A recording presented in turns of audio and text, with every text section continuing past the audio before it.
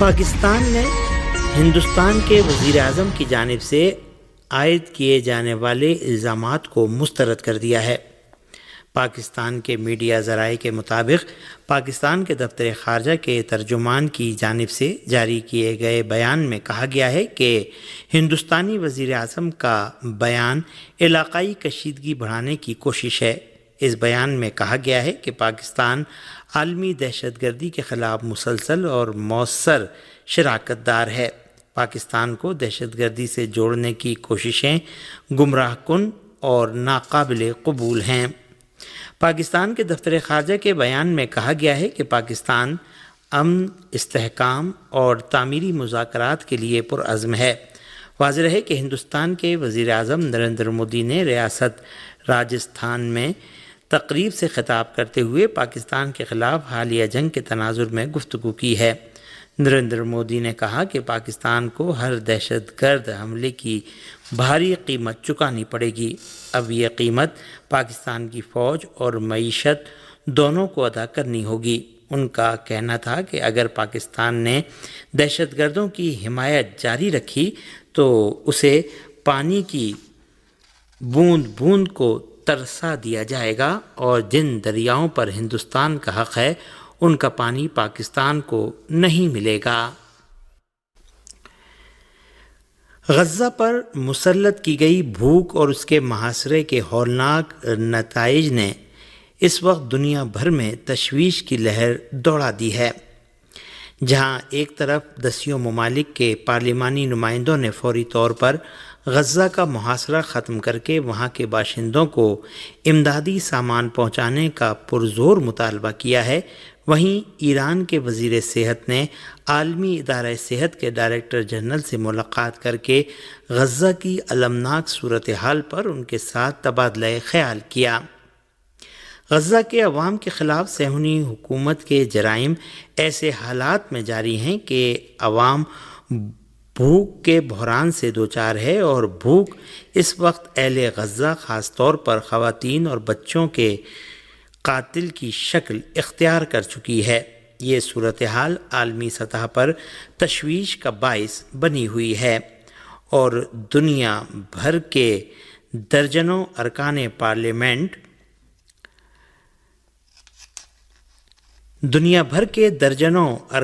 Parliament نے ایک بیان جاری کر کے غزہ پر مسلط کردہ قحط کے فوری خاتمے کے لیے مؤثر اقدامات کا مطالبہ کیا ہے۔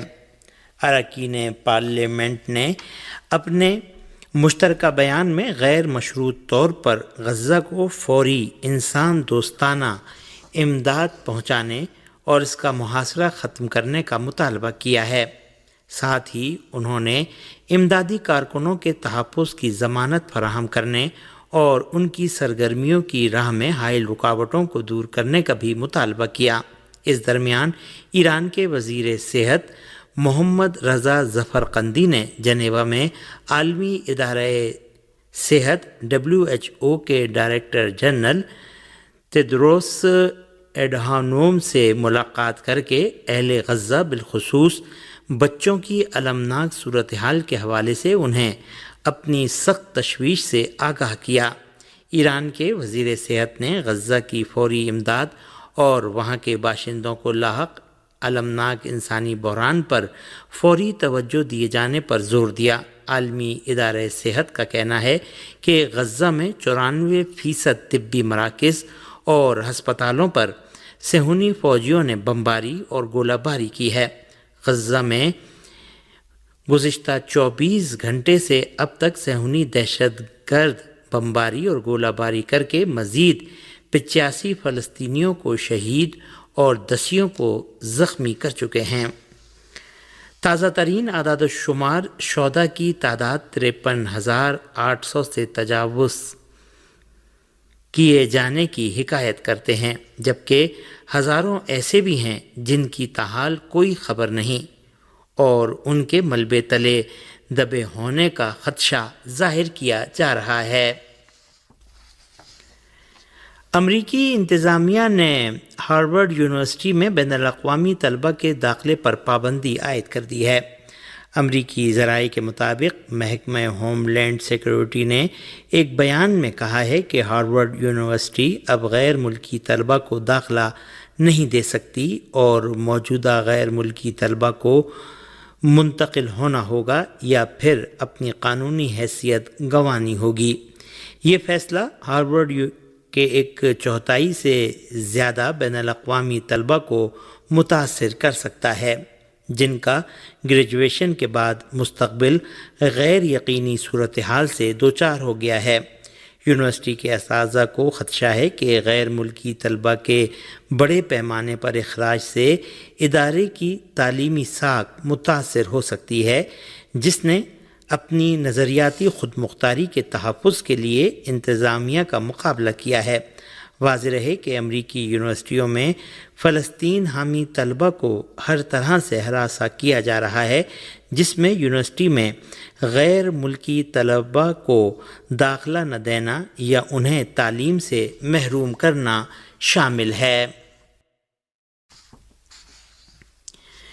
یمن کی مسلح افواج نے فلسطینیوں کی حمایت اور صہیونی جارحیت کے جواب میں بن گورین ایئرپورٹ کو جمعے کے روز بھی ایک بار پھر نشانہ بنایا ہے۔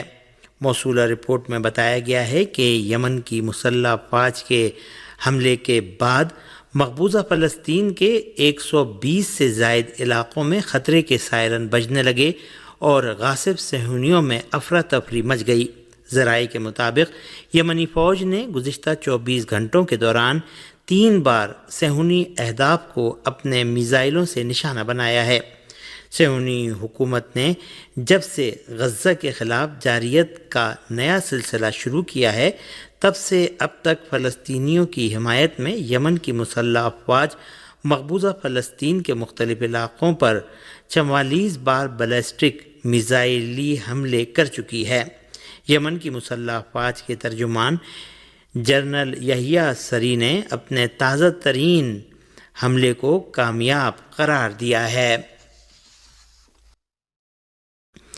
اسرائیل کی جانب سے ایران کی جوہری تنصیبات پر ممکنہ حملے کی دھمکیوں کے بارے میں سید عباس عراقچی نے کہا کہ ایران اپنے دفاع کے لیے پوری طرح تیار ہے اور کسی بھی حملے کا فوری اور سخت جواب دیا جائے گا۔ انہوں نے خبردار کیا کہ ایران امریکہ کو کسی بھی ممکنہ اسرائیلی حملے کا ذمہ دار سمجھے گا، چاہے اس میں امریکہ براہ راست ملوث ہو یا نہ ہو، کیونکہ اسرائیل امریکہ کی منظوری کے بغیر ایران پر حملہ کرنے کی ہرگز ہمت نہیں کرے گا۔ سید عباس عراقچی نے 2015 کے جوہری معاہدے سے متعلق یورپی فریقوں کی جانب سے پابندیاں دوبارہ عائد کرنے کے اسنیپ بینک میکانزم کی دھمکیوں پر بھی تنقید کی اور کہا کہ یورپی ممالک پابندیاں بحال تو کر سکتے ہیں لیکن اس صورت میں وہ ایران سے اپنا رابطہ کھو دیں گے اور اس سے عالمی عدم پھیلاؤ کے نظام کو سنگین خطرات لاحق ہوں گے۔ وزیر خارجہ سید عباس عراقچی عمان کی ثالثی میں امریکی صدر کے نمائندہ خاص کے ساتھ بالواسطہ مذاکرات کے لیے اٹلی میں ہیں۔ ارنا نیوز کے مطابق اسلامی جمہوریہ ایران کے وزیر خارجہ سید عباس عراقچی مغربی ایشیا کے امور میں امریکی صدر کے نمائندہ خاص اسٹیو وٹکاف کے ساتھ بالواسطہ مذاکرات کے 5ویں دور میں شرکت کے لیے اپنی مذاکراتی ٹیم کے ہمراہ اٹلی کے دارالحکومت روم پہنچے۔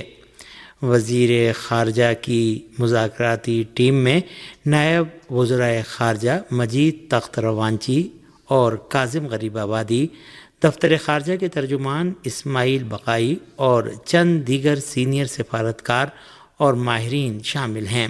یاد رہے کہ عمان کی ثالثی میں ایران امریکہ بالواسطہ مذاکرات کے اب تک 4 دور انجام پا چکے ہیں، جن میں سے 3 دور مسقط میں، 1 دور روم میں انجام دیا گیا۔ ایران کی وزارت خارجہ کے ترجمان نے کہا ہے کہ ایران کا پرامن جوہری پروگرام مکمل طور پر بین الاقوامی قوانین اور معاہدوں کے تحت ہے اور تہران اپنے قانونی اور جائز حقوق کے تحفظ اور پرامن ایٹمی توانائی کے استعمال کے لیے پرعزم ہے۔ انہوں نے حالیہ دنوں میں امریکی حکام کے متضاد بیانات پر اظہار تشویش کیا اور کہا کہ یہ بیانات مقابل فریق کی سنجیدگی اور نیک نیتی کے بارے میں شکوک و شبہات پیدا کرتے ہیں۔ انہوں نے توقع ظاہر کی کہ امریکہ ان ابہامات کو دور کرے گا۔